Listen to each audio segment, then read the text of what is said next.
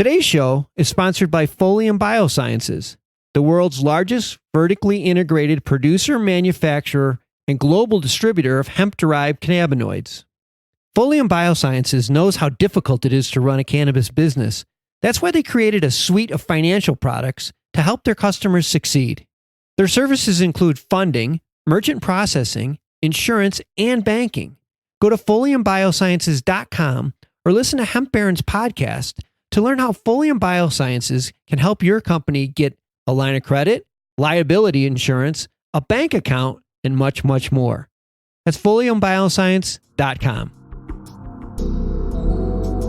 Everybody in the cannabis space is looking at the opportunities, saying those markets provide opportunity for expansion and honestly have a great need for the services that we provide. So we're looking towards expanding our geographic footprint, moving into Canada, moving into other spaces in the States, and really following through with what we think is the business model that best supports our clients here and our partners that exist in other spaces. It's the MJBulls podcast, a show about raising cannabis capital.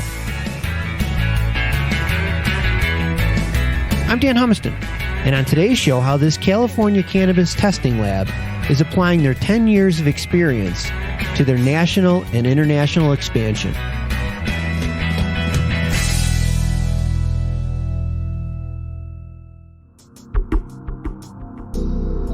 Today in the Raising Cannabis Capital series, we are joined by Jeff Gray, the CEO of SC Labs. Jeff, welcome to the MJBulls podcast. Thanks for having me, Dan. Jeff, I actually would like to start off the show with almost a public service announcement. You're a lab, you test cannabis, but I don't really know if people can appreciate that there are some dangers to ingesting cannabis just from the black market. I mean, those days should be gone. If you can elaborate a little bit on that before we get started, almost as a public service announcement. Sure. SC Labs has been in business for 10 years now. We've definitely seen many iterations of the cannabis industry and of the cannabis space here in California. Over that time, hopefully we've had an impact on the industry that is moving us towards something that is safer both for the patient and for those people seeking cannabis as something to add to their lifestyle, whether it be wellness or treating a medical condition or what have you. Now, I think the biggest problem for all of us over that time was the lack of transparency in the sourcing and the production of cannabis product. We had very little insight as consumers and as patients what we were ingesting. Any other product you put in or on your body has been tested to some degree. It has some amount of oversight.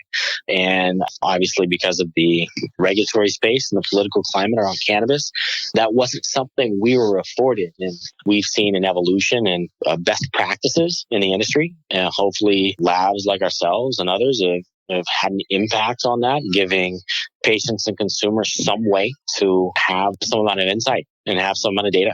Today, cannabis testing labs provide so much more information than just that the products are free of contaminants. Tell us some of the other information that you provide to your clients and to their customers. Sure. California Lab, for instance, we're qualifying a product as being free from heavy metals, pesticides, residual solvents, pathogenic species of microbiology. Those are requisite and establishes a baseline that whatever product you're buying off the shelf is clean. But there's this whole other world of cannabis testing that it feeds into providing value up and down the supply chain. So you can imagine that some of these products nowadays, the formulations are so intricate. We do a lot of R&D testing. We'll do a lot of in-process testing, qualification of inputs to basically validating formulations, validating extraction efficiencies. I mean, we're really here to support our clients as partners, providing data that's actionable, that leads them to better practices or a better product. Sure. And I know just reading in your website, this isn't a one and done deal. There's a change from harvest to harvest on the same strain of cannabis, which just seems mind-boggling to me. Absolutely. When you think about it, first, cannabis is an incredibly complex product. The number of bioavailable chemicals in a cannabis product are significant. I mean, some yet really to be fully understood. And I think when you look at whether it's a cultivator and they're either checking practices or they're continuing to test harvest to harvest for differences between harvest, differences between output, or it's cannabis producers creating infused products, edibles, tinctures, what have you. I think in all of those, I don't think the job of quality assurance is ever done. There's hardly ever just the one and done. We've proven that this is clean, or we've proven that this is the dosage. There's sort of a constant vigilance there within any business to assure that their product meets their standard. We have some clients with making incredible product and their standards are very high, as they should be. Mm-hmm. And there's this back and forth where we're continually feeding them data that allows them to achieve those standards. I want to take a minute to remind all of our listeners about a new podcast produced by MJBulls Media. Hemp Barons is a weekly show about the companies, products, and entrepreneurs who are using this amazing plant to create and improve the products we use every day.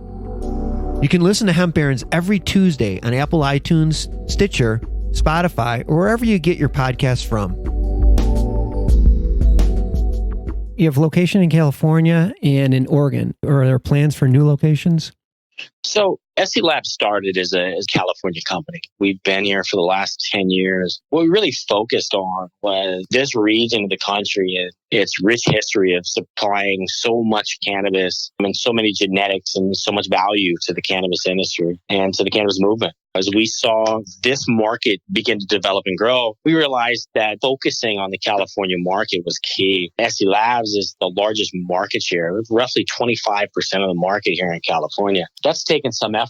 That's a significant position in a market this size. Oregon was sort of the next logical step for us when we looked at multi-state operators that we support as clients and partners, or in basically where we saw the production happen. I mean, at some point, this won't be state by state, and hopefully these regions will be really strong. Yeah, we believe that to be the case moving forward. I mean, everybody in the cannabis space is looking at the opportunities, saying those markets provide opportunity for expansion and honestly have a great need for the services that we provide. So we're looking towards expanding our geographic footprint, moving into Canada, moving into other spaces in the States, and really following through with what we think is the business model that best supports our clients here and our partners that exist in other spaces.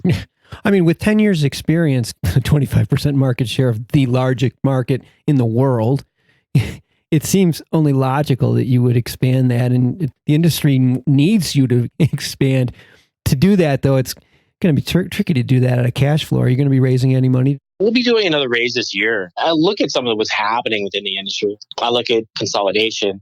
I look at other groups expanding. I look at certain markets opening, but obviously at these sort of very disparate paces. Some people feel regulation is moving too quickly, and obviously it's happening too slowly. Mm-hmm. So for us, I think we've been biding our time, if you will. As we're looking now, we see the same thing that you just brought up, which is a need. I think lab testing, support of quality of products, supporting quality standards, and protecting patient and consumer safety. Over the course of this year, we have plans to be in some spaces, both by expansion and by acquisition, and moving on, we'll look to do fundraising to support that effort. I'm sure there are a lot of investors that would find your play really attractive. You know it's coming, and you're going to have governments requiring it. So whether it's acquisitions or organic growth or joint ventures, I see you guys as a market leader right now, and I think you're in a great position, and I'm confident investors will see it the same way.